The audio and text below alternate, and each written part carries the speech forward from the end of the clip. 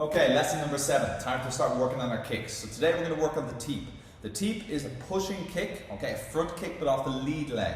There's two different types of these front kicks. There's a snap kick and a push kick. A snap kick, we let the foot extend out as the knee lifts, so we get that snapping motion on the kick.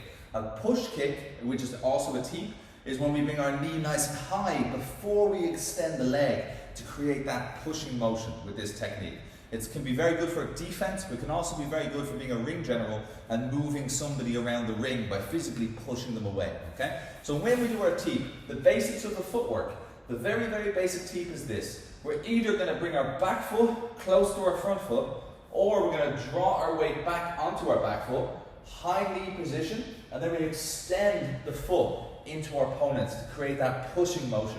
It's really important when we do this that we make sure that our hip extends into the technique. It's not so much that I'm trying to lean back, it's that I'm trying to push my hip through the target. So again, from my stance I go high knee, and from this high knee position I extend out and through the opponent. When we take that high knee position, it's important to emphasize that. If I go too low with the knee, my teep is actually traveling downwards. Okay? It's not a snap kick where the foot rises up. And that's not a pushing motion.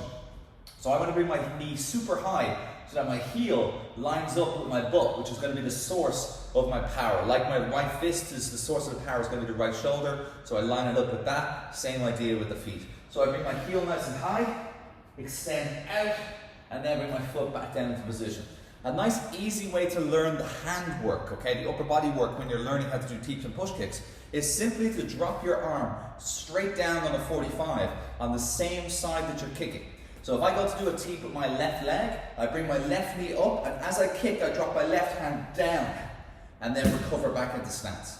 In the future, you can make a little bit more kind of fancy movements or even mechanically better movements than that. But initially, a nice way to learn it is, like I say, just think about back fisting something that's beside you. So I go here, boom, teep.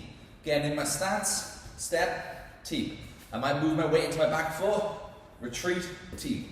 So it's a nice way to keep the distance open as you're moving away.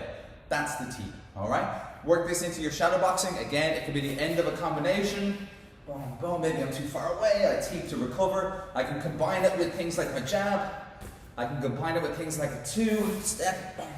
Lots of different ways I can do it. Some are committed, some are a bit more stabby just to try and maintain the space, but work that into your shadow boxing, all right, and we'll add the push kick to that next.